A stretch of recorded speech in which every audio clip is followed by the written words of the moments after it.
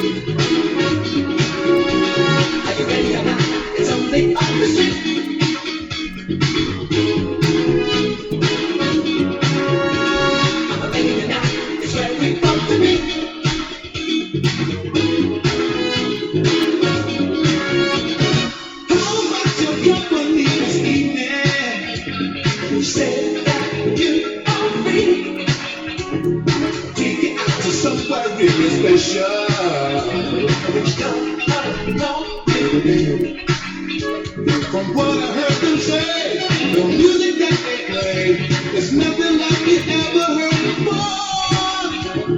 Once you get to dancing, you can't stop your feet. Cause the rhythm keeps in time. What you say now? Are you ready or not? It's only up the street. Everybody's dancing and everybody's on the beat. I'm making it out. It's where we both the beat.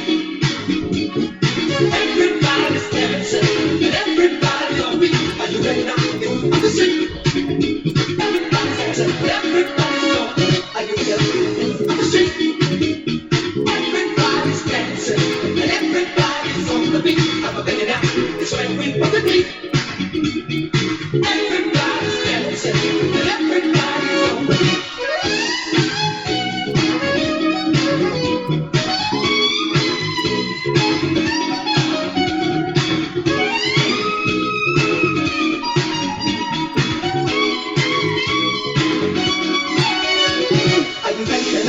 It's only up the street. Everybody's dancing and everybody's on the beat. I'm begging it out. That's where we want to be. Everybody's dancing and everybody's on the beat.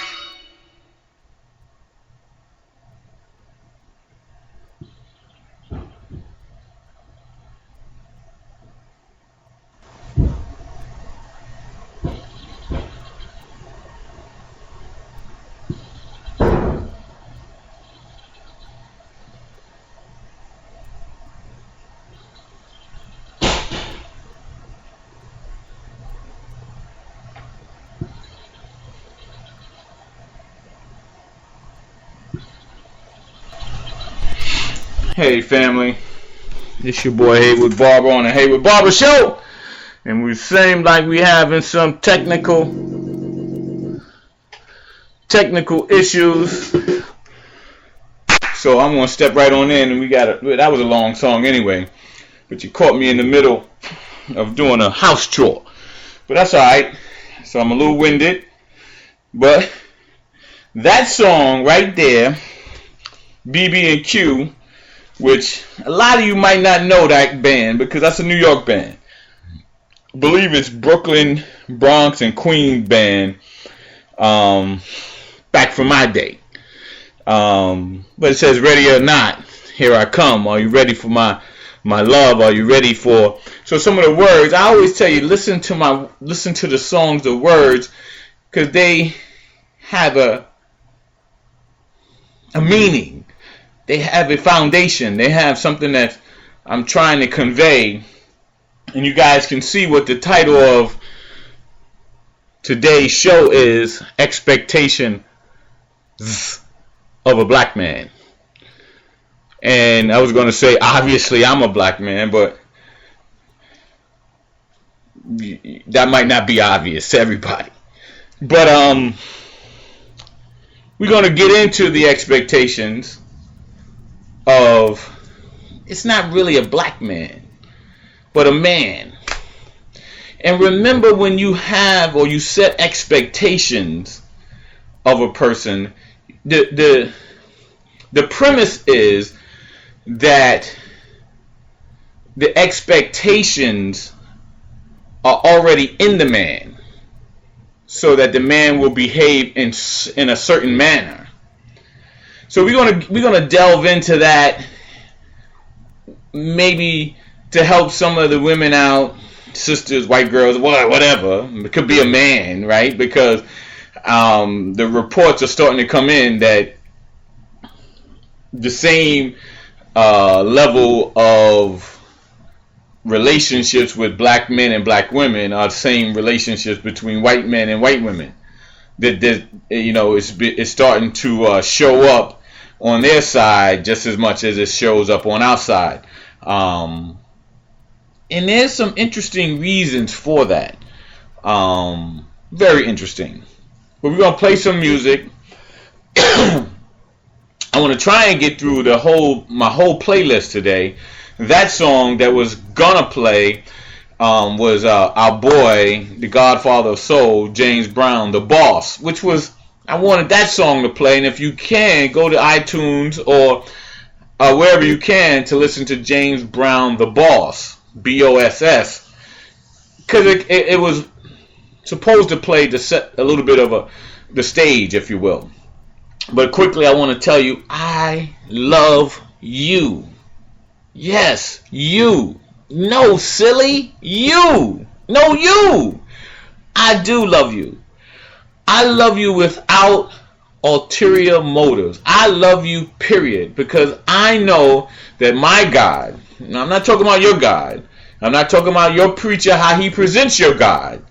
I'm talking about my God, the way I have been presented. My God told me to love his children, to love his people, to love his earth, to love his world, to love everything about him.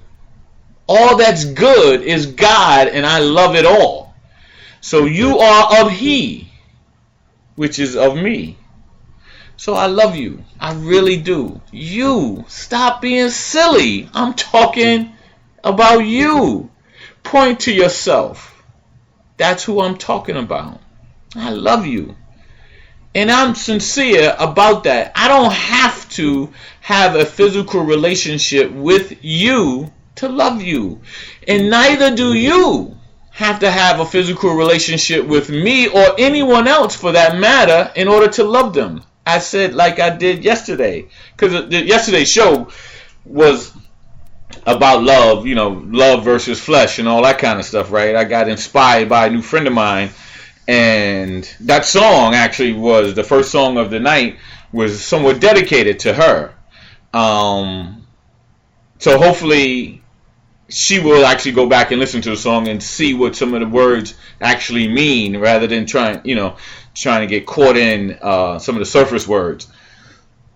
But the show last night was about flesh and love and all that, so we talked about love. But every night, I mean, my show is about I know people are making fun of me, the I Love You show. Yeah, I'm that dude that says I love you to everybody, black, white, purple, because everybody's all of God. Those people, remember, people put race into the equation of separation. Don't get it twisted. Black people didn't come here hating white people. White people didn't see the black people that were brought here and say, I hate them. That's not what it was. But we're not going to do that tonight. Well, I mean, maybe I should. Because, again, you having these expectations of a man that happens to be black, but you don't even have a true foundation of those same expectations that you want from him in him. And remember, the black man, yes, it's true, he was brought here. And we know that there's, some controversy over how he got here, and tribe against tribe, and then they gave them to the imperialists and brought them here. But remember, though, where the American black man, I'm not talking about the African black man, the American black man, where he got his book from, so to speak. That's what I always tell. I've told you on this show before. Don't tell your children. Always tell the truth. Tell the truth. By all means, under no circumstances should you lie. Phone rings. Tell them I'm not home. And then what do you think you're setting up? What do you think that foundation is that you are instilling, teaching, conveying, reverse osmosis to the child? Please.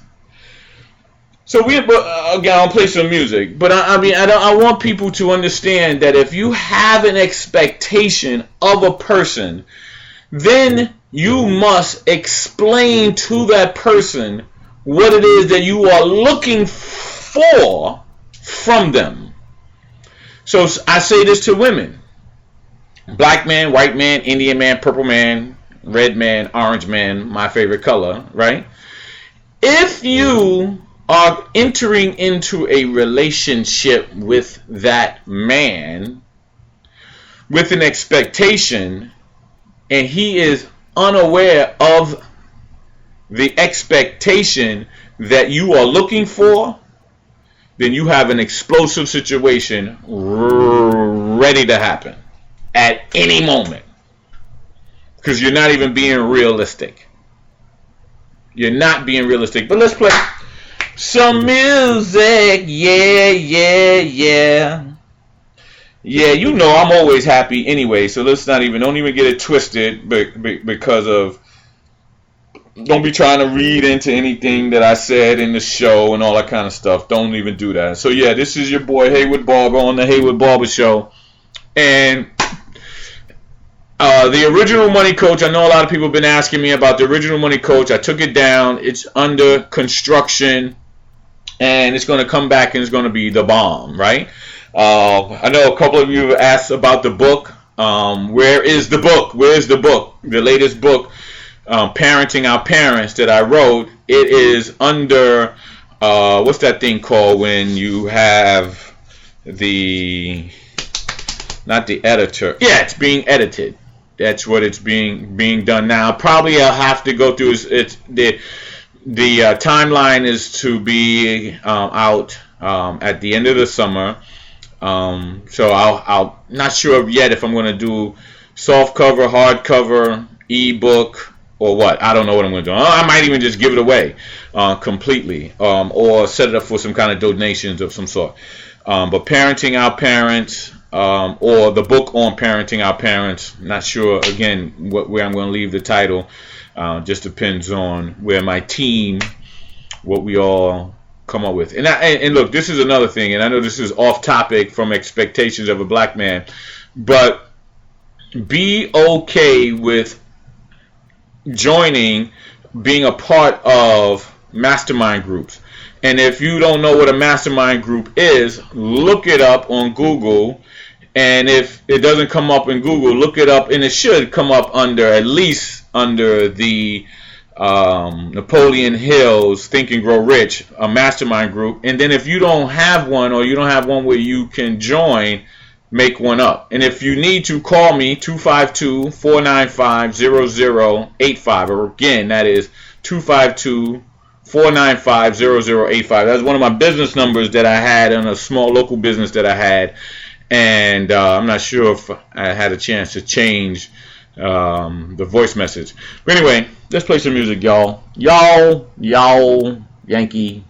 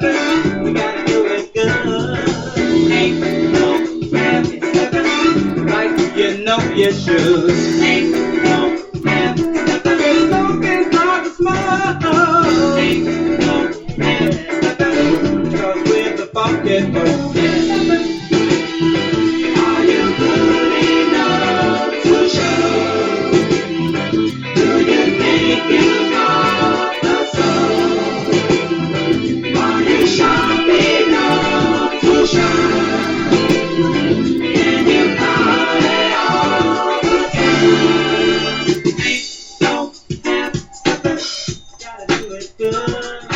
Ain't no half stepping like you know you should. Ain't no half stepping, so can stop the smoke. Ain't no half stepping, because we're the funky folks, yeah.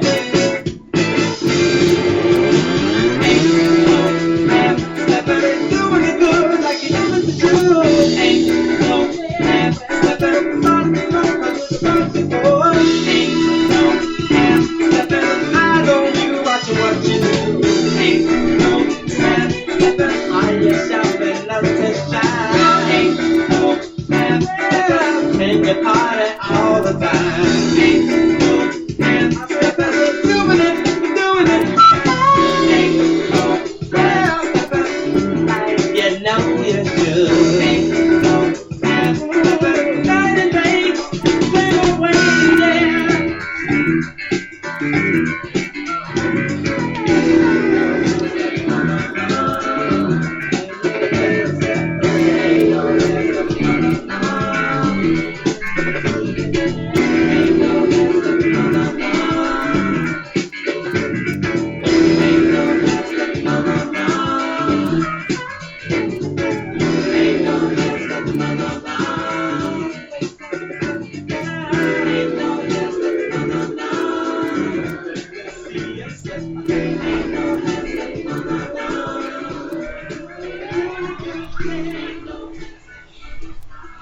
Ain't no half stepping, no.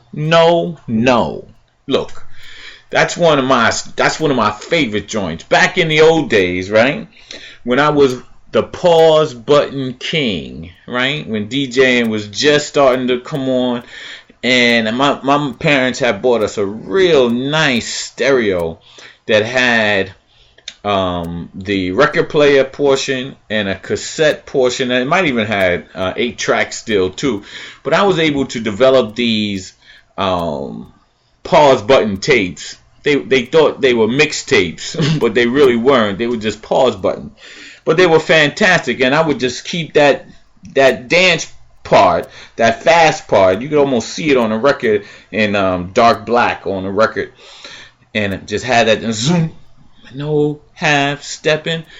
But okay, the reason why I love the song, but the reason why I love the song so much is because this whole perception of the black man and how come he behaves the way he does, and then when he finally wakes up, he goes and gets a white girl. First thing, the real record on that is extremely low.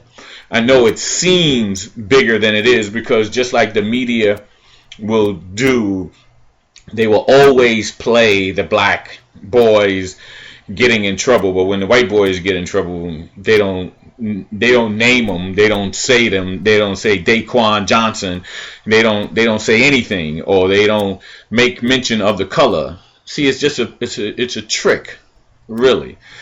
We do know that black men absolutely, without a shadow of a doubt, like his variety in women.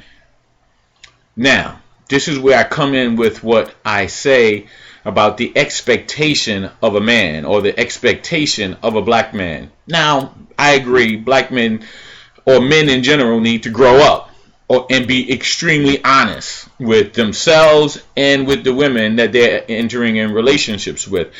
The reason why men don't tell women that they like variety, because they don't think that they will be able to get any women as a result, or they won't be able to get that particular woman, or when they get to the highest level that they think that they can get to, which might be you, then they don't want to tell the truth about their level of variety. Men love variety. Where in the notion that men should not like their variety, I don't know where it came from. Now, we do understand that the rule and the regulation imposed on men having one woman and having between one man and one woman was imposed by the Bible.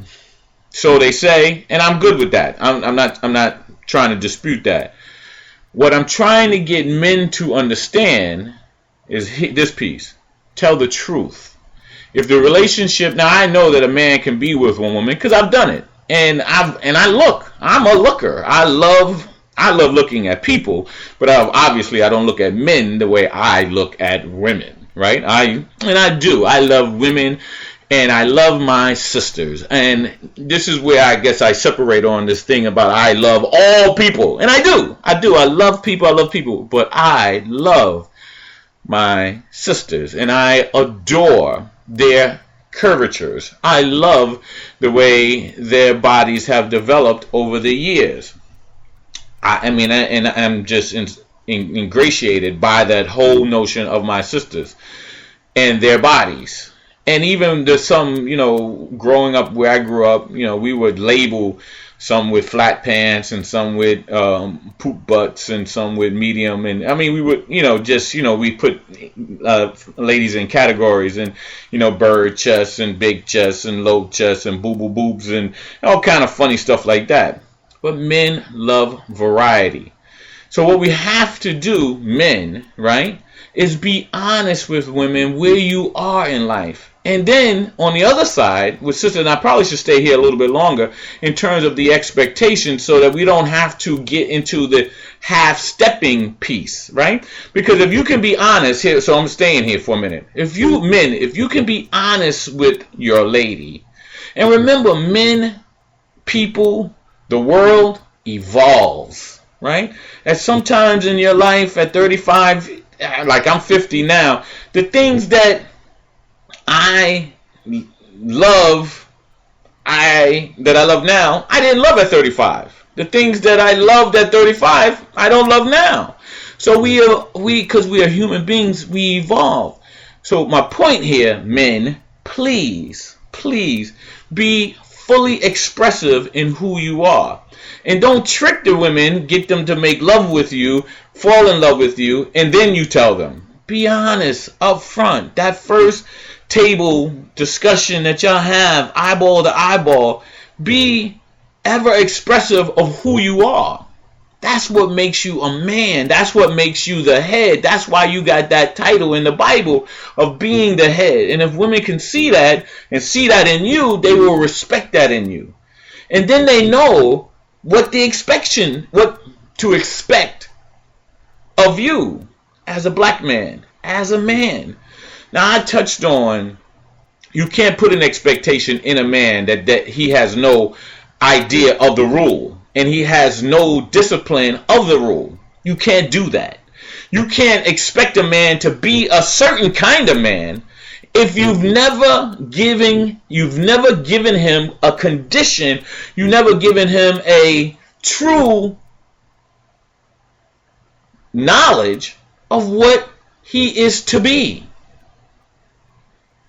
You can't take a man, you can't tell a man, be a man, and then you take him and say, you're not a man, you're half a man, you're 3/5 of a man. You can't then tell him how to be a man if you're telling him that he is not a man. Now, I know I can get twisty with that one, but I hope you follow where I'm going with it. You can't tell a man. Now, you got to remember, back in the 60s and the 50s, black people had to walk around with signs to get noticed to say, I am a man. But they still had they had no knowledge. They were not aware of what it meant to be a man with a woman. All right, and I'm not giving up excuses. I saw Dr. Phil today while I went to my parents to cook the meal. And Dr. Phil was trying to patch up a relationship with a man and a woman where the woman scolds the husband for being addicted to oxycodone. And she ridicules him in front of the children, the two teenage boys. And then she expects the boys to pick sides, and she has a very valid case in her mind of why they should be with her. On her side, not with her, but on her side. Now, the husband claims to be, he's not addicted to oxycodone. He only needs them because of his spinal problems, having 2 slip discs or whatever that might be. So Dr. Phil, smart doctor, goes ballistic on the wife because she's ridiculing the man without validating his issue with pain, his spine, and so on and so forth. Of course, you don't belittle anybody if they have a situation, or even if they don't. And this is what Dr. Phil was saying. So I'm trying to relate this back because, see, I know that for some people, even conservative blacks, conservative whites, some of the evangelicals calling black men lazy and so on and so forth, and maybe that is even partially true. But we want to ask the question psychologically, how did they get there? Who put everything in the black man and then put him out in the world and just said, go, right? Just, or first do my bidding for me, build my houses, build my farm, and do all these other kind of things, and then now you're free, get out of here, I can't stand you, you're disgusting, you're not a real man, get off my land. So just stay with me with the Dr. Phil thing, okay? So Dr. Phil ridicules, he rips her to pieces in her behavior for two reasons. One, how you treat the husband based on having a legitimate illness with the pain, whether it be legitimate, the pain itself being legitimate or not, but an illness either if it's the pain or if it is being addicted to the drug medication. Either one, those two would be, either once in separate, would be a legitimate illness. And the wife gets beat up because either one deserves validation and does not need ridicule as the medicine to treat either one of those situations. Keep up with me now, and if you feel like it while we're going through, try and pair the parallels, if you will. Okay? All right? So he tears the wife a new one. But of course, you have to put responsibility squarely on where it should be. That would be with the man, whether it is a true illness, having spinal problems or not, or if you have a true addiction and you're hiding it. Either one, it's your responsibility squarely to deal with it and fix it. Don't sit around taking 4 or 5 of these pills a day, somewhere around 300 milligrams, where Dr. Phil made a comparison that he had just had his shoulder redone, and he took 5 milligrams, and he felt like a zombie, and he told him, I'll do without. Just give me a cold press for the pain. 5 milligrams versus the man was taking 300 a day. That means that he was really high all day long.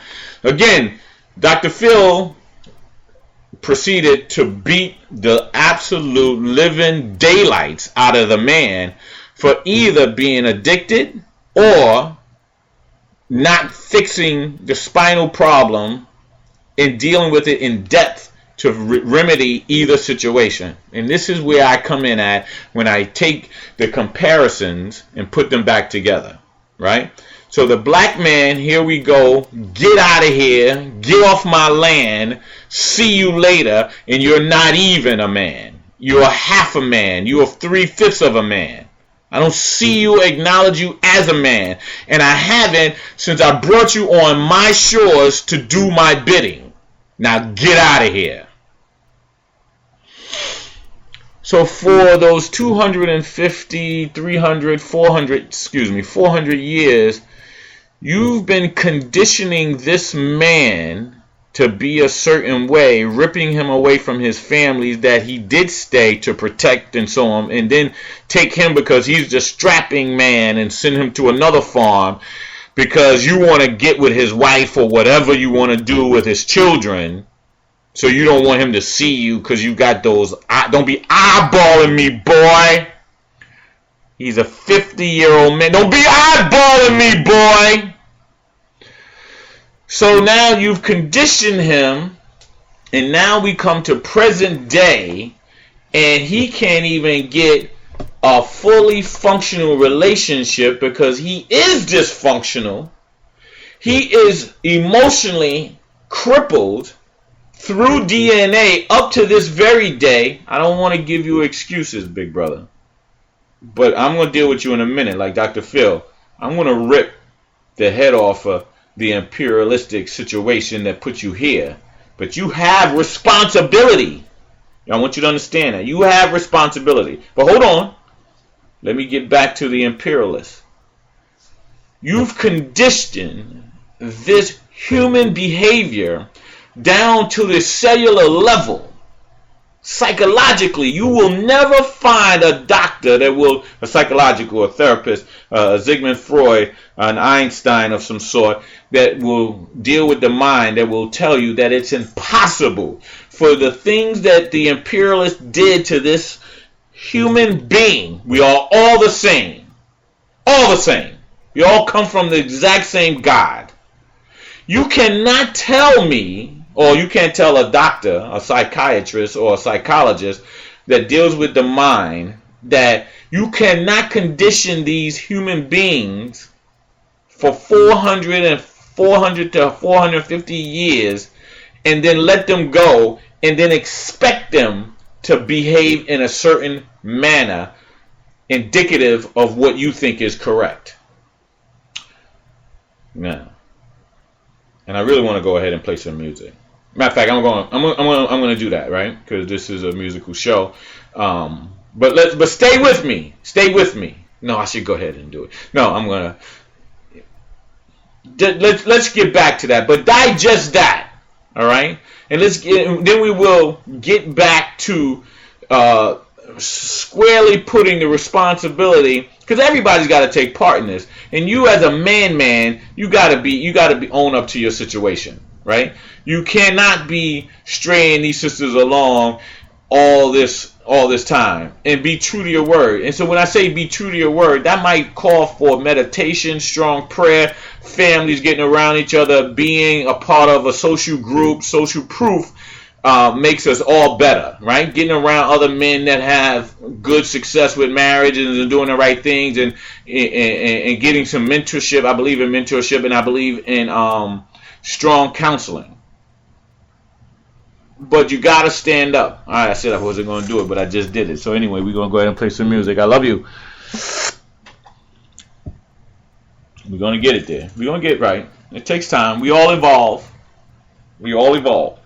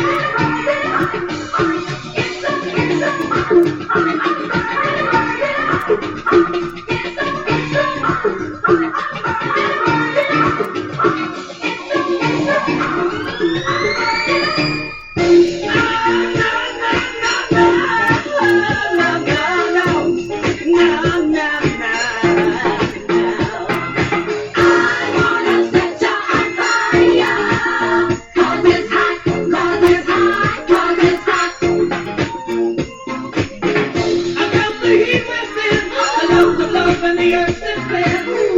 I felt the reaching for my soul. And then I knew I had no choice but to heed the command of the devil's voice. Do you wanna get funky with me? Do you wanna? Do you wanna? Do you wanna? The other world is a playground for the devil.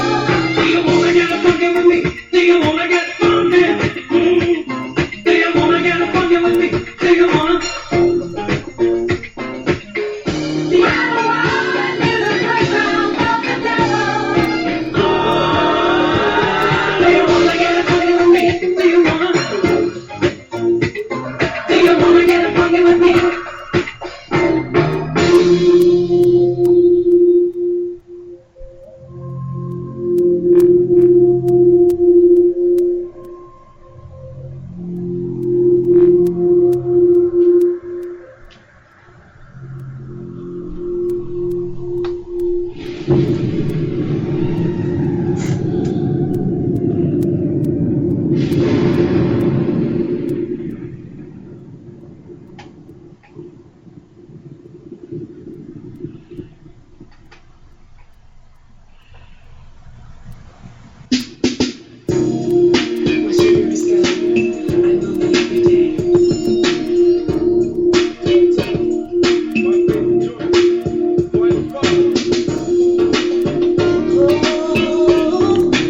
All right, real quick, I want to Robert Cialdini, right? Robert Cialdini.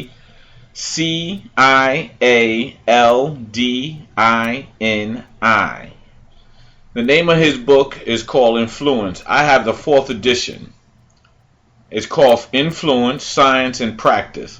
And what he goes into is the psychological effects of any one particular thing and how it passes down and on. He does many studies on one single generation. I'm talking about 4 to 7 generations. So that's that, right? So here I want to get back to putting it back on the shoulders of the executor. There's valid reasons for the behavior, the taking away of men from their wives and children 4, 5, 6 generations at a time, and then expect them to get married and do the right thing. So on both sides, I'm asking for people to do a sit down with each other to outline a level of expectations blind of the flesh, what we just finished hearing, right? So 2 places, right, of where we think being described as the devil, right? Who's who here? But if you get the devil out of having the devil in the details, but getting them out of the way, so you know what each other is expecting, right? See, this is the expectations. If you sit down and learn the expectations of each other, man, woman, black man, white woman, white man, whatever. I don't care what the cross combinations are. But if you learn each other's level of expectations, then put them on the table. You put yours, he puts his, she puts hers, put them down, and then you blend a compromise and see if you love each other enough to work out the compromise. And then, for God's sake, never breach the agreement. Now that makes sense. Because there's certain things that some men can't do. They will say they can, but they can't do it. And I'm saying to you, big brother, be honest with yourself. Be honest with her. You're going to love her. She's going to have your children. She's going to be your partner in crime. And she can do the job. She's done it. She's done it for 4 to 5, 6, 7 generations. It's in her DNA to wait for you. Despite what has been done to you and what has happened, she did wait. She stayed solid even when he took it. She has it in her. Her will is stronger than ours. I'm writing a book that says When Women Rule the World. I can't wait because we will have a better world. That's a fact. I know that. But anyway, but we're doing the expectation of a black man. That's funny because maybe I should do the expectation of women rule the world. But I know I'm going to do that anyway because I'm going to write a book about it.